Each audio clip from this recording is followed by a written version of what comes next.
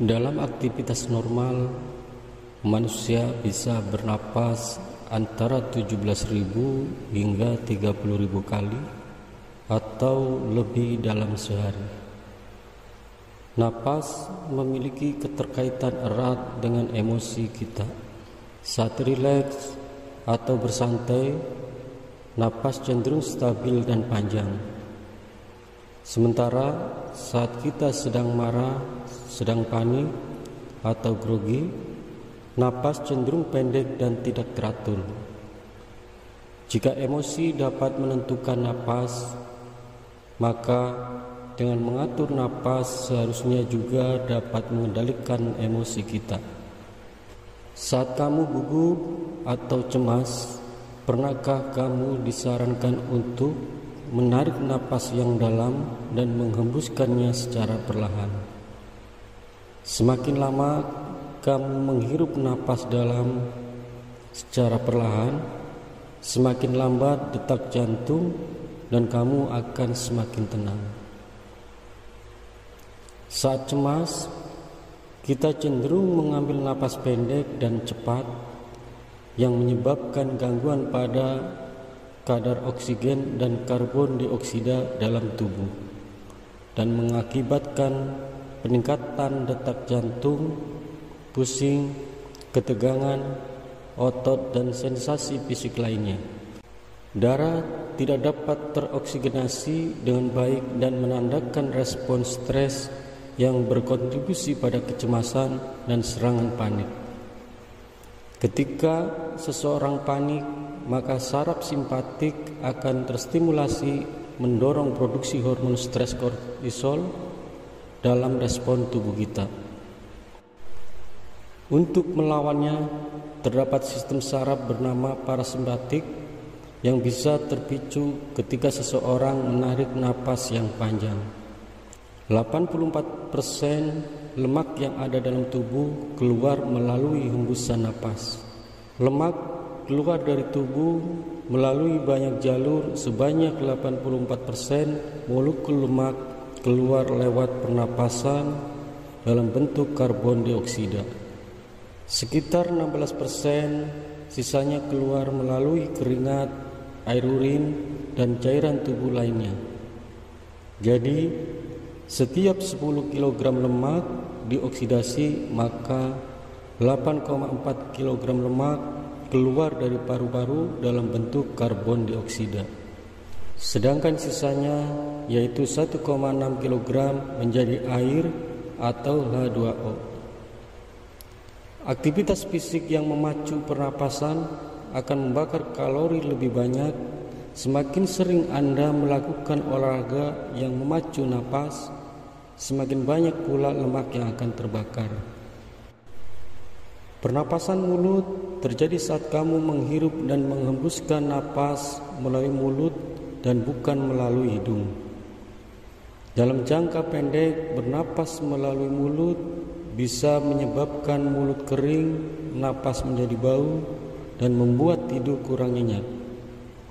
Dan jika kamu terus-menerus bernapas melalui mulut, hal tersebut bisa memicu penyakit yang lebih parah dan membahayakan kesehatan. Ketika menghirup udara melalui hidung, maka oksigen akan melewati selaput lendir ke dalam sinus dan menghasilkan oksida nitrat yang dibutuhkan tubuh.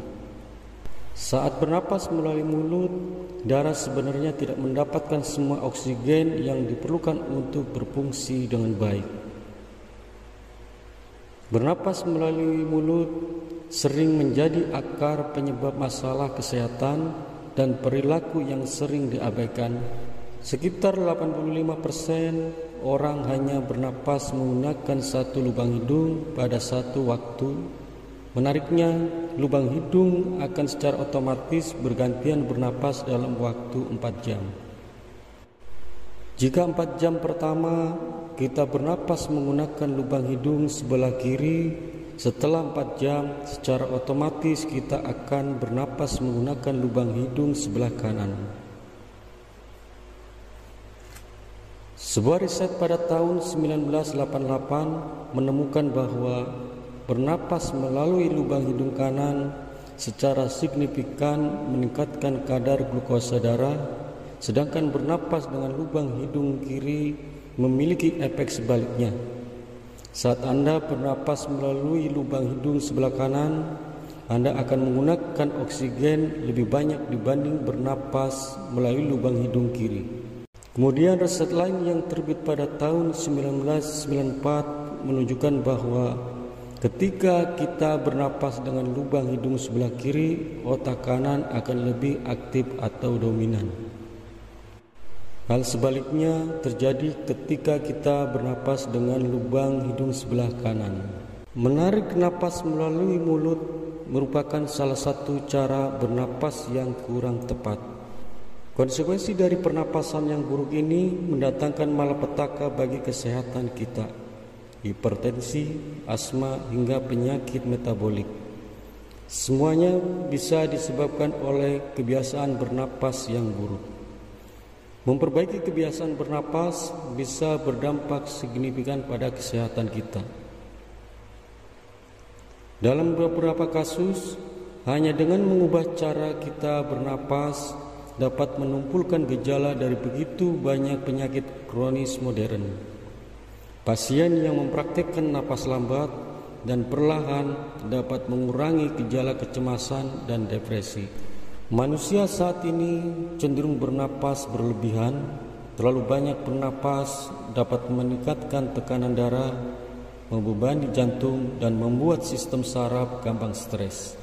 Sebuah fakta yang menarik di mana hewan yang berumur panjang merupakan hewan yang memiliki detak jantung yang lambat. Yang mana detak jantung lambat berkaitan erat dengan pernapasan yang lambat. Contohnya, gajah memiliki umur yang panjang di mana gajah hanya mengambil 4-5 napas per menit.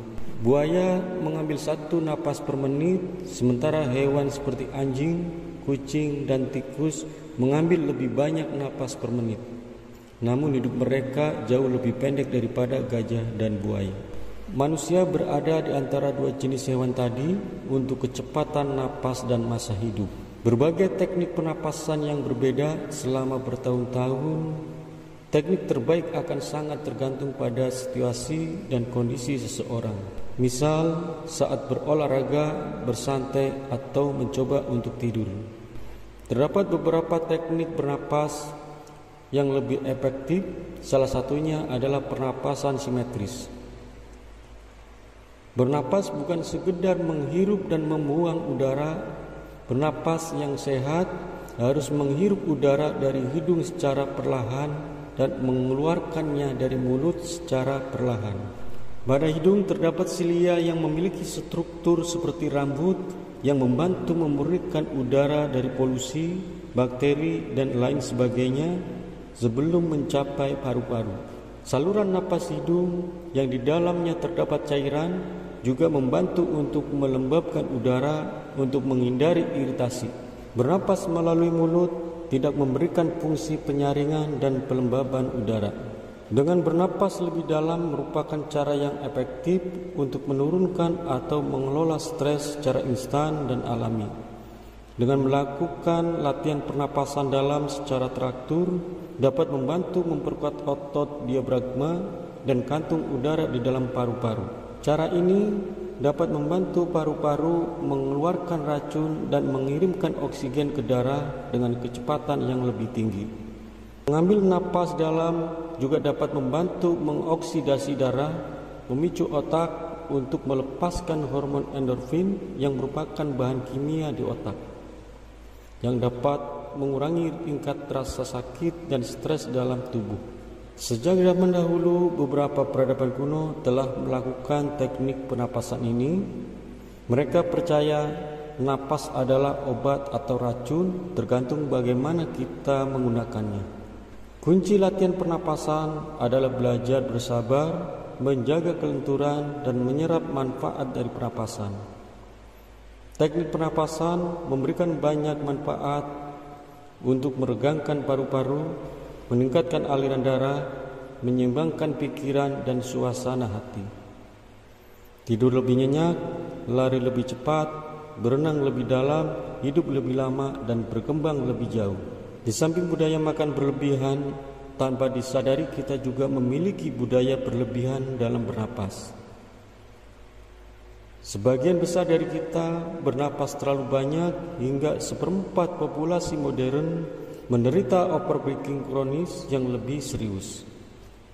Saat bernapas dengan kecepatan normal, paru-paru kita hanya akan menyerap sekitar 1/4 oksigen yang tersedia di udara dan mayoritas oksigen itu dihembuskan kembali. Kunci untuk pernapasan optimal dan semua manfaat kesehatan, daya tahan, dan umur panjang yang menyertai adalah berlatih lebih sedikit, menarik dan membuang napas dalam volume yang lebih kecil. Bernapaslah tetapi lebih sedikit hembusan napas yang lebih lambat dan lebih lama. Berarti tingkat karbon dioksida yang lebih tinggi, dengan bonus karbon dioksida itu kita memperoleh daya tahan aerobik yang lebih tinggi. Mengingat pentingnya teknik pernapasan ini bagi kesehatan, mulai saat ini perbaikilah cara bernapas Anda sehari-hari. Semoga info sederhana ini dapat bermanfaat bagi kita semua.